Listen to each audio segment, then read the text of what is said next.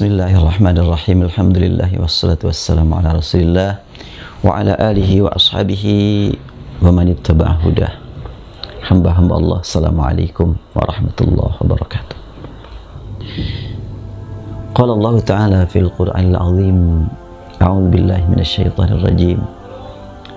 Qulillahumma malikal mulk tu'til mulka man tasha' wa tanzi'ul mulka mimman tasha' wa tu'izzu man tasha' wa tudhillu man tasha' biyadikal khair innaka ala kulli syai'in qadir. Surat Ali Imran ayat 26 menyuruh kita seorang demi seorang dengan kata qul, katakanlah kamu seorang demi seorang. Apa ya Allah yang harus kukatakan? Katakanlah kamu, Allahumma malikal mulk.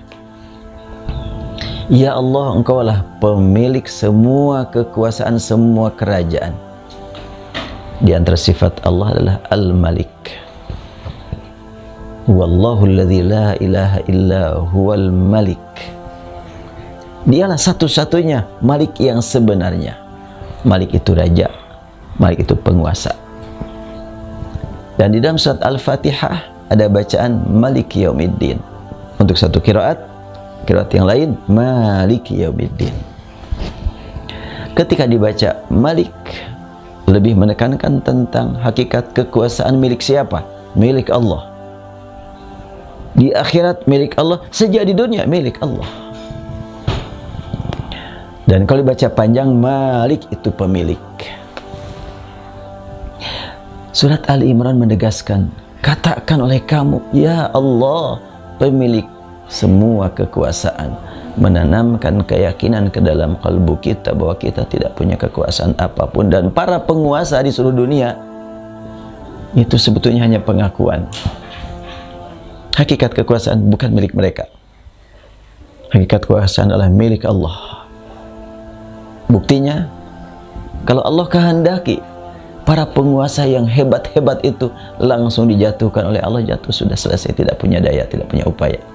Jatuh sakit, sudah tidak punya kekuasaan apa-apa, apalagi sampai meninggal. Dan ini tidak perlu diperdebatkan, karena memang sudah aksioma, sudah jelas sekali.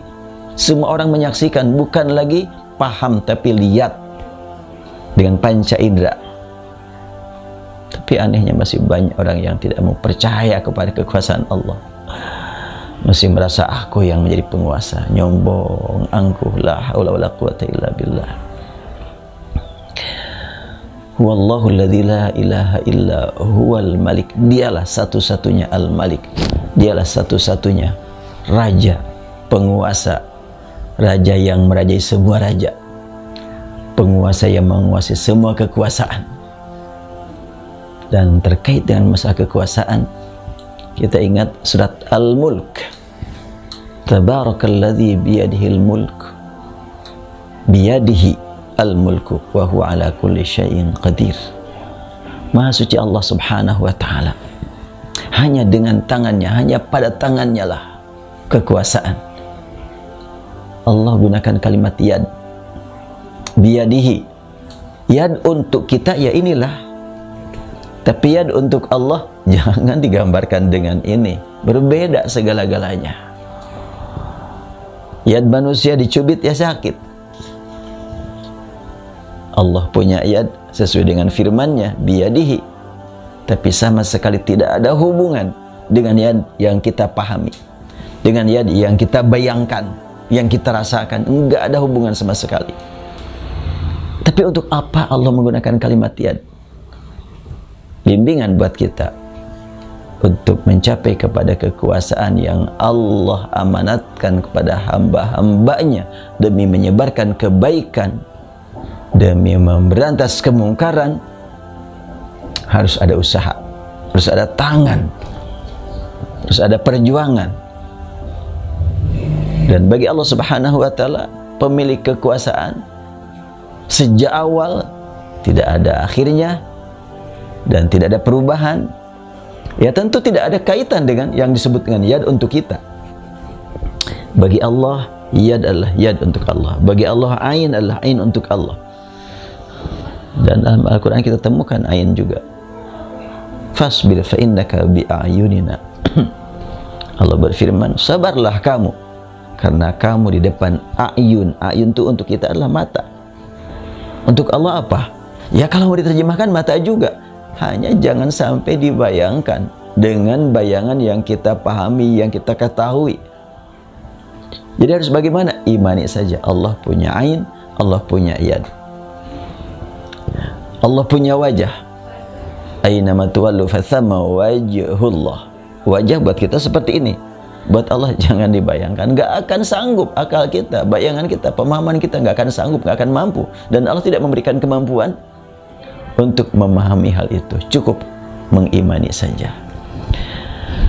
Wallahu alladzi la ilaha illa huwal malik. Ketika kita ingat kepada Allah, Allah Malik, kekuasaan Allah tidak ada batasannya.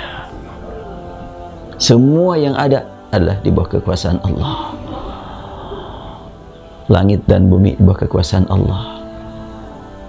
Yang begitu besar, yang kecil pada diri kita. Kita semuanya tidak berkuasa kecuali hanya berlandaskan kekuasaan Allah.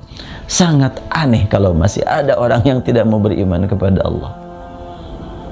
Nah, sekarang ketika kita menggunakan kata Malik, untuk apa? Agar Allah berikan kepada kita kemampuan menghadapi berbagai kekuatan, berbagai kezaliman. Ingat, Allah Malik. Maka doa yang diajarkan dalam surat Ali Imran, qul, katakan oleh kamu, Allahumma malikal mulk. Ya Allah, engkaulah satu-satunya pemilik kekuasaan. Ini orang-orang yang jahat, orang-orang yang zalim, orang-orang yang sombong, merasa sebagai penguasa. Enggak, kekuasaan milik engkau. Dan engkau maha kuasa untuk merubah keadaan mereka, untuk mencabut kekuasaan mereka dengan seketika.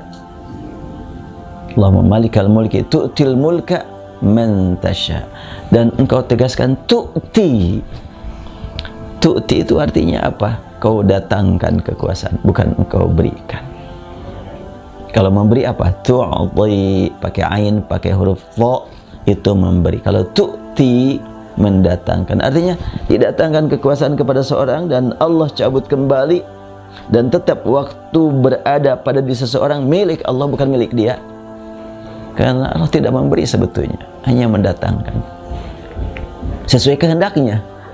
Tu'til mulka man tasya. Engkau datangkan kekuasaan kepada siapa yang engkau kehendaki. Jungkir balik orang ingin mendapatkan kekuasaan, kalau tidak Allah kehendaki, enggak akan ada yang dapat meraih yang diinginkan. Ini perbedaan antara kekuasaan dengan ampunan. Kalau ampunan atau hidayah, ada orang yang tidak mencari, Allah beri. Dan orang yang mencari, pasti Allah beri. Kalau hidayah dengan ampunan. Tapi kalau kekuasaan nggak begitu. Mau jungkir balik untuk mendapatkan kekuasaan, jual rumah, jual mobil, kalau Allah tidak kehendaki, tidak akan jadi. Tinggal berikutnya nih, tu'til mulka man tasya wa tanzi'ul mulka mimman tasya. Dan engkau yang mencabut kekuasaan dari siapa yang engkau kehendaki. Wa tu'izzu man tasya wa tudhillu man tasya. Tidak selalu ada kuasa, ada mulia. Banyak orang yang diberi amanat kekuasaan tapi tidak dimuliakan oleh Allah, tapi dihinakan. Ada yang Allah angkat, mendapatkan kekuasaan, amanat kekuasaan, dan Allah muliakan. Itulah para nabi yang menjadi raja, Nabi Sulaiman, Nabi Daud. Dan zaman-zaman berikutnya juga ada orang yang ulama besar, ahli ibadah, Allah berikan amanat kekuasaan. Ya, antara lain adalah al-khulafaur rasyidun. Ada juga yang Allah jatuhkan dari kekuasaan dan Allah muliakan dia. Dan juga ada yang memang dijatuhkan dan dihinakan. Jadi ada 4 tipe manusia ya. Ada yang diberi amanat kekuasaan dan dimuliakan. Ada yang diberi amanat kekuasaan dan dihinakan.